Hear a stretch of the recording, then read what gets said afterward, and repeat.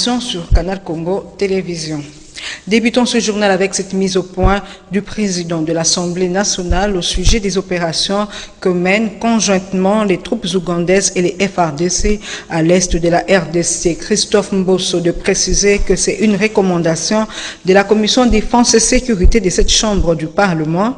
Par ailleurs, le speaker de la chambre basse du Parlement a lancé un dernier appel aux opposants de présenter leurs candidats pour les 3 postes vacants à la CENI. Suivez.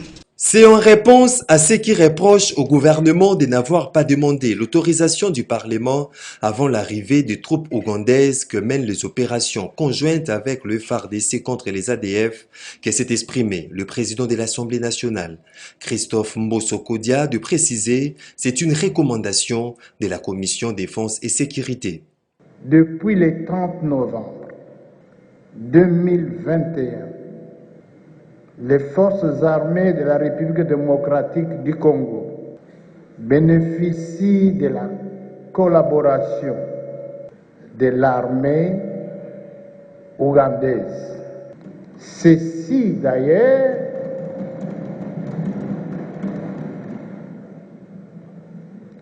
suite aux recommandations de notre Assemblée nationale. Recommandation ici de la Commission défense et sécurité. En effet, notre pays fait face à un groupe terroriste dont la traque en appelle à une coalition internationale. C'est pourquoi j'en appelle à la mobilisation de toute notre population, tous azimuts.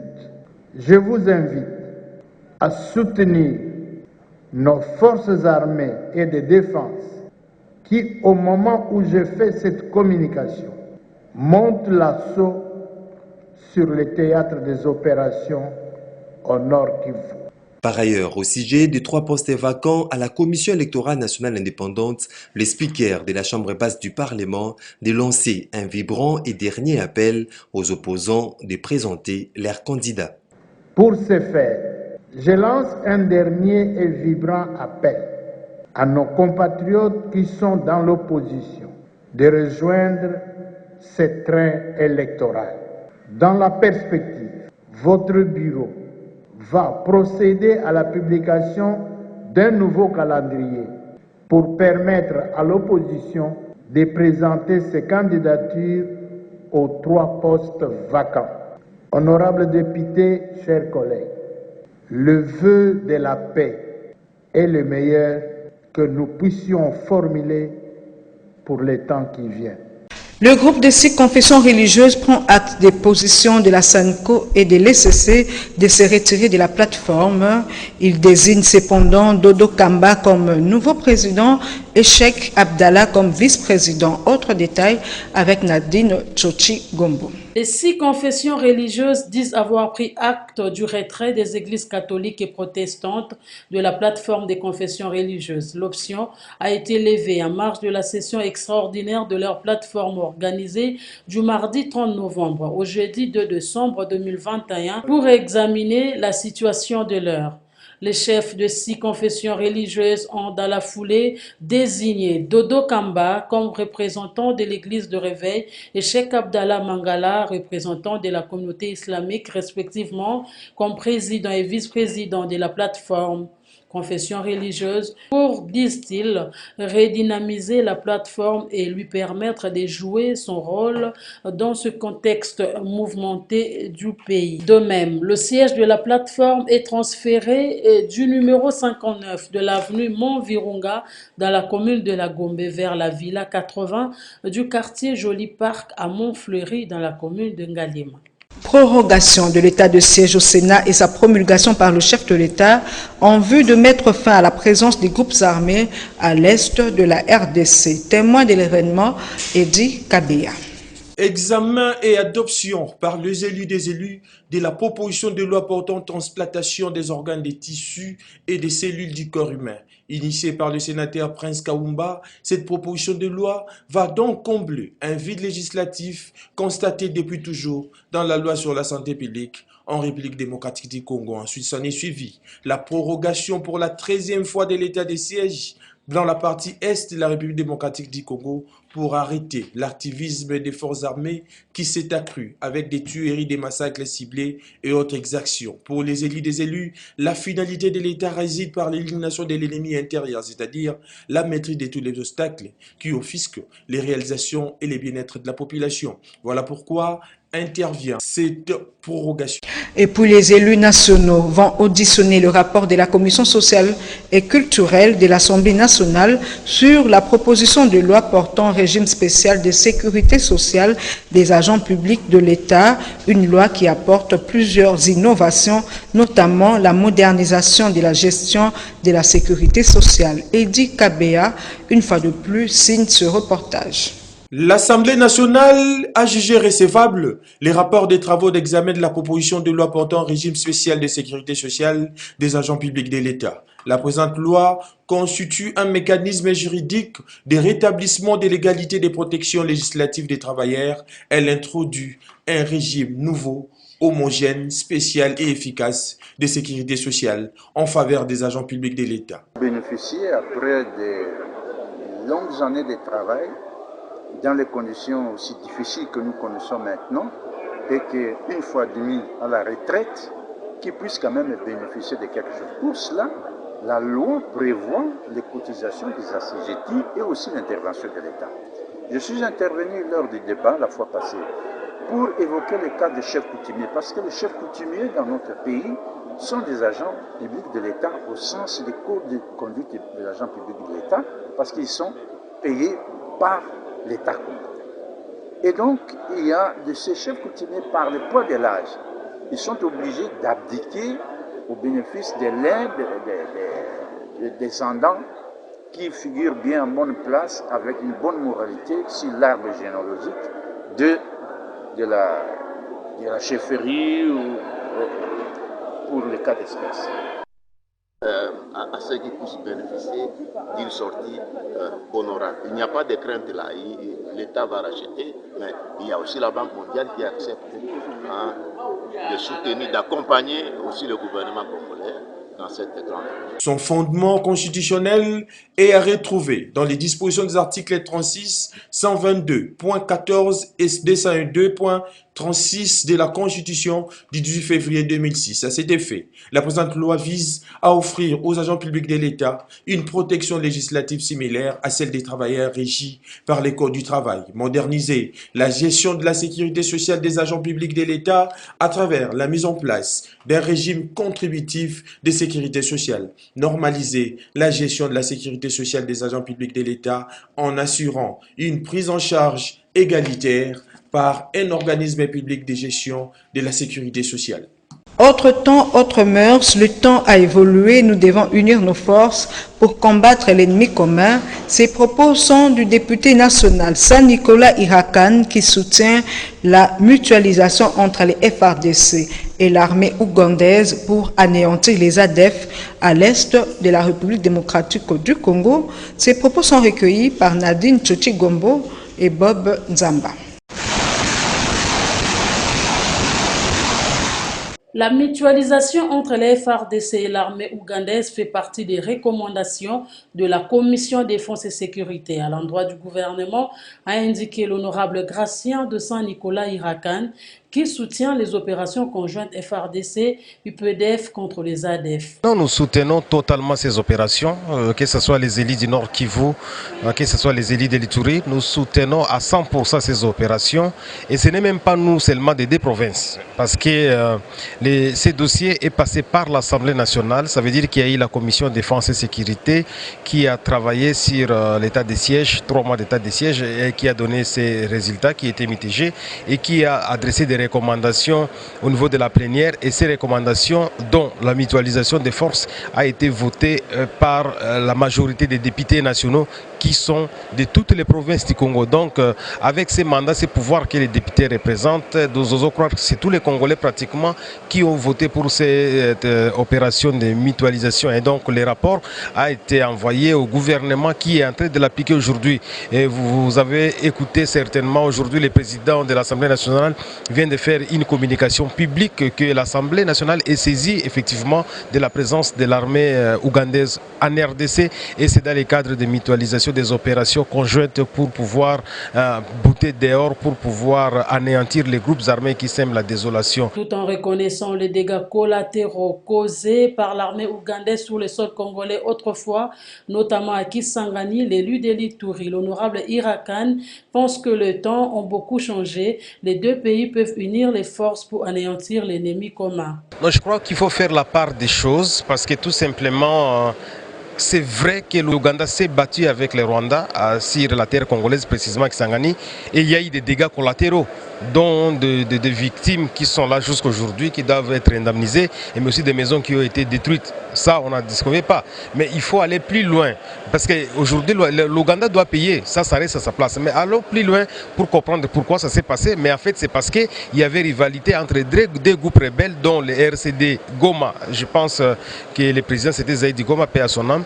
Et il y a le RCD Kisangani avec Wamba Diawamba, paix à son âme aussi, qui se battaient en fait et qui étaient appuyés l'un des groupes par le Rwanda. Donc ce sont des faits qui sont arrivés et tout pays a des histoires politiques et quand vous voyez l'histoire de l'Europe, comment l'Angleterre s'est bâtie avec la France, vous voyez comment l'Allemagne s'est bâtie avec les Européens, les autres pays, mais ce n'est pas pour autant qu'aujourd'hui l'Allemagne ne s'attend pas avec les pays européens, ils sont au sein de l'Union européenne et ils travaillent ensemble. Donc il y a un temps où on peut se battre, mais il y a un temps où il faut quand même converger les intérêts communs vers un même point. Rappelons que ces opérations conjointes sont menées depuis le mardi dernier par les armées congolaises et ougandaises contre les ADF dans le territoire de Béni. Ces opérations doivent s'étendre en Ituri où les ADF ont étendu leur rayon d'action.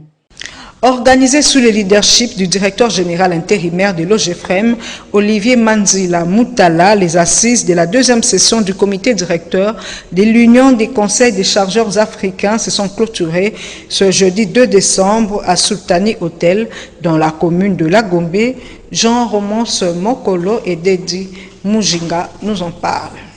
Pari réussi pour le directeur général intérimaire de l'OGEFREM et président d'exercice de l'Union des conseils des chargeurs africains UCCA, Olivier Manzila Moutala, qui vient d'organiser avec brio la deuxième session ordinaire du comité directeur de cette organisation sous-régionale à Sultani Hotel, dont la clôture des travaux est intervenue ce jeudi 2 décembre 2021. Pendant 2 jours, les délégués des pays membres de l'UCCA ont procédé à l'évaluation des activités du deuxième semestre de l'année 2021 et ont formulé les perspectives d'avenir pour l'année 2022. Et à l'issue des travaux, les participants assises ont procédé à l'adoption du rapport avant de formuler les résolutions pour la bonne marche de l'organisation. Et c'est le président d'exercice de l'UCCA et DGAI de l'OGEFREM, Olivier Manzila Moutala, qui a présidé la cérémonie de clôture de cette session. Il a, dans son allocution, insisté sur la mise en œuvre des résolutions issues de ces assises. Je vous souhaite d'ores et déjà bon retour à vos pays respectifs et nous sommes convaincus que les résolutions adoptées par nous tous seront mises en exécution avec le concours de tous. Nous souhaitons plein succès à notre union. Nous prenons à bras le corps les résolutions, principalement en ce qui concerne les phénomènes de flambée de taux de fret que nous avons remarqué, qui se vit maintenant et qui n'épargne pas le panier de la ménagère. C'est de notre rôle de travailler de commun accord pour que nous puissions relever ces défis. Nous avons suivi aussi parmi les résolutions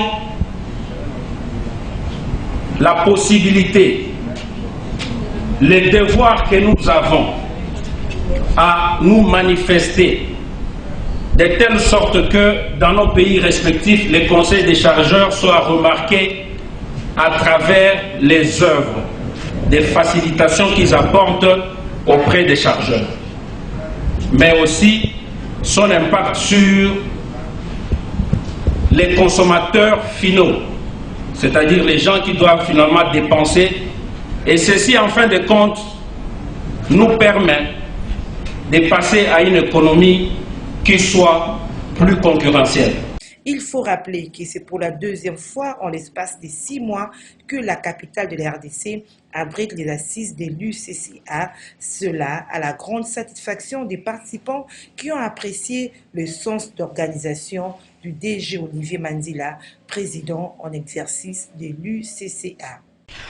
Le gouverneur du Sud Kivu, Théo Ngwabidje, et son gouvernement ont été destitués ce jeudi 2 décembre suite à une motion de censure votée par 28 députés provinciaux du Sud Kivu. Il lui est reproché de mauvaise gouvernance et incompétence, comme nous dit Émile Mouyaya dans cet élément. Sur 33 députés provinciaux présents dans la salle de plénière de l'Assemblée provinciale au Sud Kivu, 28 ont voté pour la motion de censure contre le gouverneur Théo Ngwabidje. Ce dernier et son gouvernement sont donc destitués. Il lui est reproché de mauvaise gestion et incompétence. En effet, ce vote s'est déroulé en l'absence du gouverneur Théo Ngwabidje, malgré les perturbations policières qui ont été enregistrées avant la tenue de la plénière. Ainsi, le gouverneur du Sud Kivu destitué est appelé à déposer sa démission dans 48 heures auprès du chef de l'État. C'est déjà le 5 décembre 2021, la célébration de la Journée nationale de l'arbre. La direction reboisement et horticulture du ministère de l'Environnement travaille d'arrache-pied pour la réussite de cet événement. Autre précision dans ce reportage signé Doudou Montieri. Maintenir l'équilibre climatique par la plantation d'arbres est une affaire de tous. Tel est le thème retenu pour la célébration de la Journée nationale de l'arbre le dimanche 5 décembre au parc présidentiel de Lancelé, au cours de laquelle la vice-première ministre de l'Environnement et Développement durable, Eve Bazaïba Massoudi, procédera à la plantation de plusieurs arbres sur un espace de 10 hectares en compagnie de ses hôtes, ceci pour démontrer les vertus de l'arbre. L'équipe de reboisement et horticulture, conduite par Céline Pembele, travaille d'arrache-pied pour la réussite de cet événement.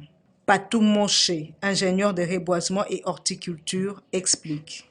Nous sommes ici pour le préparatif de la Journée nationale de l'arbre, qui est célébrée le 5 décembre. Le but de cette journée, c'est de maintenir l'équilibre climatique par la plantation d'arbres.